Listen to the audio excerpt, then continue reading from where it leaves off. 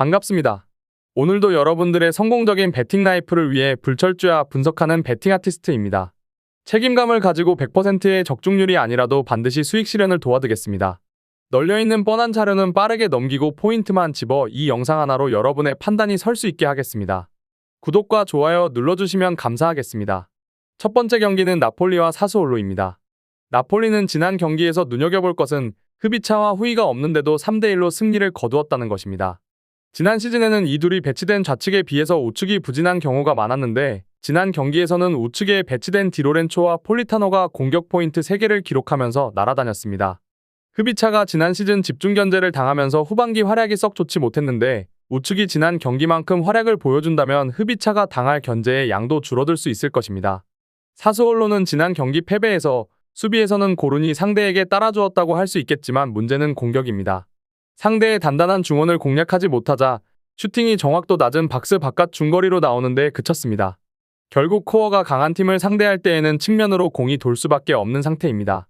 골이 나오려면 어찌되었든 공이 중앙으로 연결이 되어야 확률이 높아진다는 점을 감안하면 나폴리를 상대로도 유자 빌드업이 재현될 가능성이 높다는 결론을 내릴 수 있을 듯합니다. 결론을 말씀드리자면 나폴리의 승리를 추천드리고 싶은 매치입니다. 일단 지난 경기에서 우측이 잘 통하고 나폴리가 좌우 균형이 잘 맞으면서 더 무서워진 측면을 구성할 수 있게 될 가능성이 높을 것입니다. 사스올로가 코어가 강한 팀을 상대로는 중앙 공격이 잘 통하는 양상도 아니었습니다. 나폴리 같은 팀을 상대할 때에는 애로사항이 많을 것으로 판단됩니다. 어느 번은 추천드리지 않고 나폴리의 승리만 추천드리도록 하겠습니다. 다음 경기는 유벤투스와 볼로냐입니다. 유벤투스는 지난 경기에서는 에이스인 라비오, 키에사, 블라호비치가 모두 골을 넣으면서 3대0의 시원한 승리를 거두었습니다. 상대가 마네를 위해 올라오면서 슈팅을 많이 내주는 경향은 있었지만 애초에 유벤투스는 실점 억제는 장점으로 꼽히던 팀입니다. 애초에 현재 볼로냐의 공격 옵션이라고 할 만한 자원들이 지난 시즌에 비해 약화되어 있는 상황이라서 유벤투스가 그렇게 수비적으로 부담을 느낄 상황은 아니라고 봅니다. 볼로냐는 밀란에게 0대2로 패배하였습니다. 지난 시즌 홈에서는 상당히 강호들에게 다크호스 면모를 보여주었지만 올 시즌에는 홈에서 벌써 강팀에게 덜미를 잡혔습니다. 일단 아르나우토비치 공백을 메우기에는 쉽지 않은 듯 보였고 직선적인 윙어 바로우의 공백도 상당히 클 것입니다. 이 선수들이 있던 지난 시즌에도 원정에서는 홈과 달리 강호들에게 지는 것이 일상이었던 전적이 있기 때문에 이번 경기에서도 유벤투스는 큰 벽이 될 가능성이 높습니다. 결론을 말씀드리자면 유벤투스의 승리를 기대하는 매치입니다.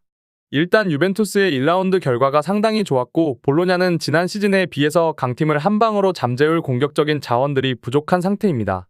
게다가 볼로냐가 다크호스로서의 모습을 보인 것은 홈 한정이었기 때문에 원정을 떠나는 길에서는 신뢰감을 많이 주기는 어려울 것입니다.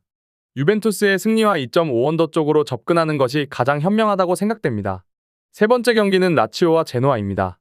라치오의 현재 중원의 구성은 밀린코비치, 사비치의 공백이 상당히 느껴지는 상황입니다.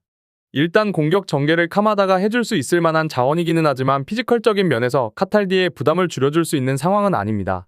지난 경기에서도 태클 4개 이외의 경합 상황에서는 레체에게도 밀리는 모습이었습니다. 결국 카탈디가 공전개가 아니라 수비까지 부담을 져야 한다면 지난 시즌보다 중원의 힘은 더 떨어진 상황으로 봐야 할 듯합니다. 제노아는 피오렌티나의 중원 장악에 전혀 대응이 안 되었다는 것은 생각해야 할 것입니다. 수적으로 상대의 미드필더들과 동률을 만드는 데는 성공했지만 상대의 빌드업을 전혀 막아내는 양상은 아니었습니다. 제노아가 상대의 레지스타에게 부담을 주면서 한 골 정도의 성과를 낼 가능성이야 있기는 하지만 라치오의 정교함을 극복해낼 가능성은 일단 1라운드 내용만 봐서는 확률이 낮습니다. 결론을 말씀드리자면 라치오의 승리를 추천드립니다. 중원의 힘이 수비적인 면에서 떨어진 상황이라는 판단을 할 수 있겠으나 제노아가 1라운드에서 상대 중원의 힘에 잘 대응하는 양상은 아니었습니다. 라치오가 화력과 정교한 빌드업으로 제노아와의 격차를 벌릴 수 있을 것으로 봅니다. 2.5오버도 좋은 선택지라고 생각합니다. 마지막 경기는 피오렌티나와 레체입니다. 올 시즌 피오렌티나에게서 기대해볼 만한 점은 기본적으로 강한 중앙의 힘의 은졸라가 더해지면서 약점이었던 공격진의 힘도 기대를 해볼 수 있다는 점입니다. 다만 레체가 라치오를 상대로도 중앙 싸움에서 밀리지 않는 모습을 보여준 터라 피오렌티나가 레체를 아주 얕볼 수 있는 상황은 아니라고 보는 것이 옳을 것입니다. 그동안 레체를 상대로 고전했던 전적도 있습니다. 레체는 지난 시즌 라치오를 상대로 했을 때에는 전력 차이를 인정하고 내려앉고 롱볼로 공략하는 모습이었는데 지난 경기에서는 라치오를 중앙 싸움에서 밀리지 않으면서 공략해내는데 성공했었습니다. 4-3-3으로 맞불을 놓는 양상을 보였는데 패스로 슈팅을 만드는 모습은 라치오보다도 더 나은 모습을 보여주었습니다. 최근 중위권 다크호스들은 중원에서 힘을 보여주는 경우가 잦은데 레체도 그 반열에 잘하면 낄 수 있을 듯해 보이는 경기가 많았습니다.